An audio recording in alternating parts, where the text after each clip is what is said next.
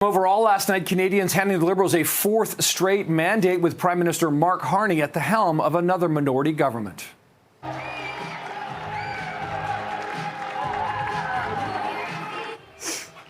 Last night's victory completing one of the biggest comebacks in Canadian history for the Liberals, who just 3 months ago were at the risk of losing party status in a snap election. But the emergence of Carney and the economic and sovereignty threats from Donald Trump revitalized the party's support.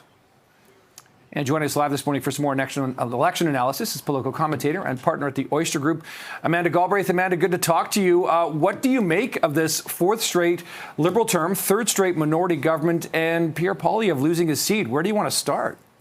I don't know. Where do you want to start? Let's start with a Liberal win. Yeah. Okay, we'll go there.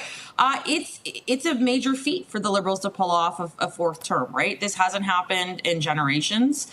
It says that voters bought the idea that Mark Carney is change or different from Prime Minister Trudeau.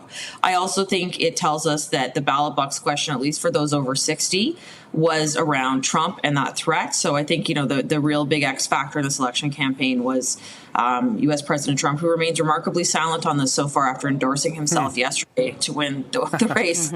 So we'll see what happens. Yeah. And Amanda, another big story is, the official opposition, the Conservative Party. However, Pierre Poilievre losing his seat in Carleton. I don't know if this is a result of the 90 or so independent MPs who put their name on in protest of the electoral system.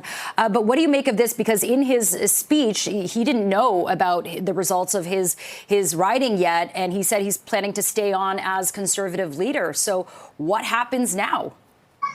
So there's it's really an interesting dynamic. Now, the Conservatives did quite well in Ontario, Ottawa basically bucking the trend.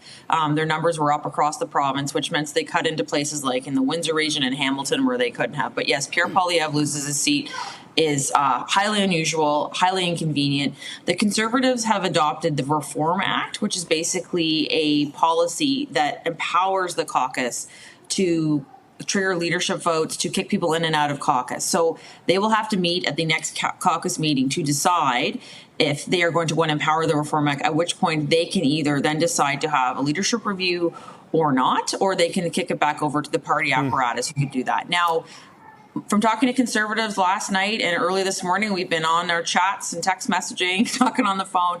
I can say there is an appetite for Pierre Poilievre to stay on. He secured the largest popular vote turnout since Brian Mulroney. The seat count is way up, I think 25 seats. We don't know quite yet where they're going to land. But there's a belief that what he's done here is very similar to what Stephen Harper did in 2004, which was coming close but not quite, expanding their vote coalition substantially to new demographics. So I think there's certainly a big appetite in the Conservative Party to have him stay on.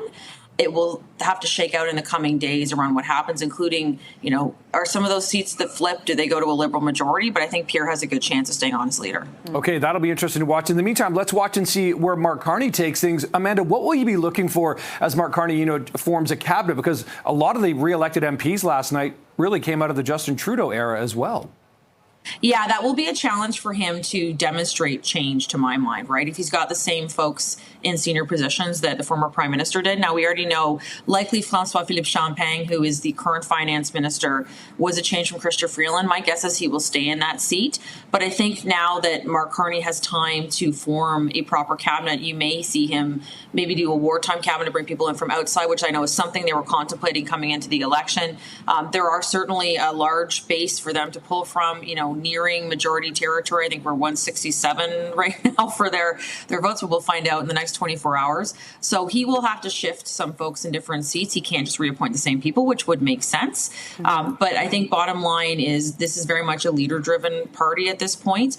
And what Mark Carney's first 100 days look like? How does he move on energy? What does he do about the carbon tax? What does he do with the U.S.? Does he go down to see Donald Trump in the next week or two? There'll be big changes for him to do. Yeah, absolutely. And Amanda, very quickly, let's talk about the NDP losing 17 seats. Pretty historical. Jagmeet Singh stepping down as leader now. What do you see if it does turn out to be, in fact, a Liberal minority government? Where do the alliances fall with the Bloc Québécois or NDP in terms of supporting them to get things done? Yeah, we could see, for example, the Liberals start to have conversations with some of those 7 NDP MPs or 8. I don't know where we're at right now. And because they don't have official party status, right? So that deprives them of many things. So we could see floor crossing to see if the Liberals can get closer to a majority. Who's going to be the speaker? I mean, there's lots of politics that are going to roll out over the next few weeks. But one thing I will say is you can write a story positively about both the Liberals and the Conservatives or negatively about their results. The NDP got their clocks cleaned in this election campaign. It was a resounding statement from Canadians that we do not think that you under this leadership of Jagmeet Singh are the right party to advocate for us. So I think the NDP has some soul searching to do, but I do believe they have the ability to come back. I don't think that they're out forever because they have that muscle memory in the provincial parties where they do govern. So I think they need to do a lot of internal review, get a real leader in there that can actually have some political punches and then come back. Yeah, this definitely seemed to be a unique election that really coalesced around the two major parties in this country. Amanda Galbraith, always appreciate the time. Thanks so much, and we'll see how things shake out in the next few days. Thanks again. Thanks, Amanda.